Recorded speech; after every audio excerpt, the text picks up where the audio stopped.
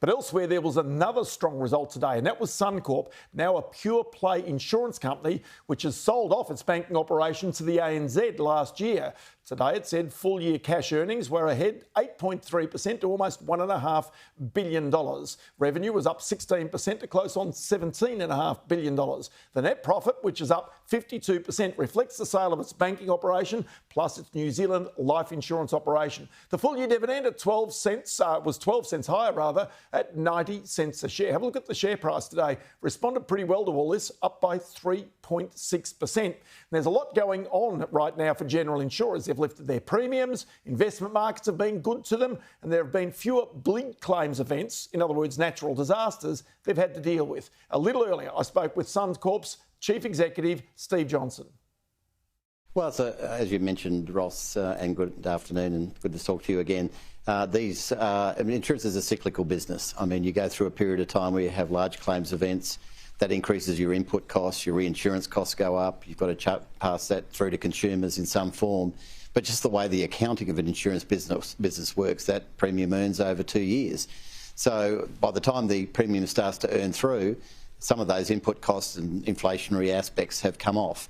So it is a good period of time at the moment, obviously, but we have to be very focused on things that are going on in the broader economy, cost of living pressures, affordability. The last thing in the world we want is to reduce the availability of insurance such that Australians can't get that incredibly important cover that they need to protect themselves when things go wrong, and things are going wrong at a greater frequency than they have in the past.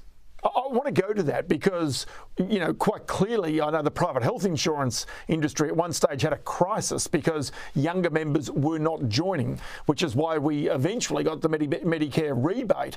But the other point for the insurance industry generally is if premiums are rising, you talk about affordability, but then there are some people who simply have said, well, we're not going to take any insurance out. That's not good for the society. That's not good for insurance companies. But how do you tackle that? Well, unfortunately, as you know, Ross, all too well, I mean, we've, as a nation, allowed people to build and buy homes in areas they should never have been able to build and buy in. The built environment of Australia hasn't been conducive to, you know, any of the changes that have gone on with frequency and severity of weather. So there's around 2% of Australians where the costs of insurance are incredibly high, and unfortunately, the ability for people to stretch that into their household budget is limited, and that's creating a gap. And I worry, obviously, that 2% over time with frequency and severity increasing goes to 4%, and then potentially some of these issues are also inside the home with escape of liquids and large loss fire.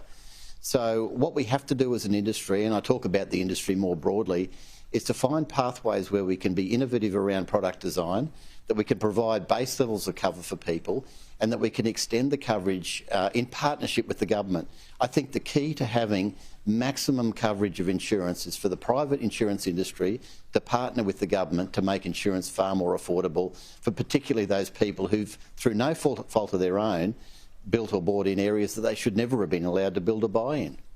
And is your argument to government that if you don't come together and cooperate with the insurance industry, that ultimately you will carry the burden when there are significant losses in the community? You will have to provide the support to help people out if there is really no insurance available and no insurance in many parts of the country. Well, I think I always describe it, and I was talking to the new Assistant Treasurer in the last 48 hours, I always say that the government is the insurer of last resort. And that's not directly through an insurance product, that's through welfare and other forms of government support. And I make the point quite consistently, because I see a lot of people at the coalface when these events occur.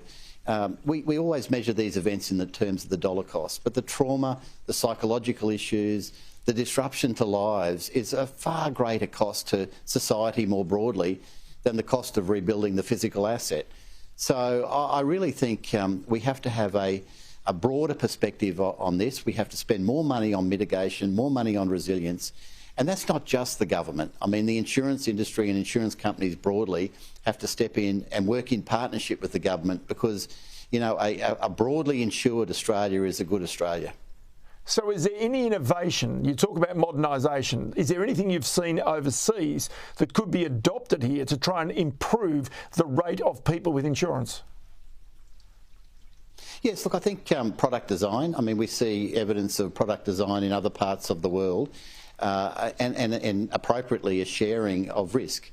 And so that risk transfer that goes from government to the private sector, where there's a proportionate sharing of the risk of a product, causing a claim or enlivening a claim, is always the best way of thinking about it. Now, we see that some of that evidence elsewhere. We see evidence where the government has become, an insurance company in its own right. I don't support that. I don't think the government is the most efficient pathway for insurance in terms of, underwriting insurance.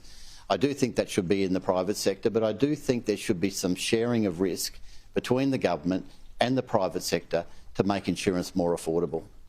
I'll tell you what, Steve Johnson, it's always good to speak to you on this day in particular when you put your profit out. Many thanks for your time. Thanks, Ross.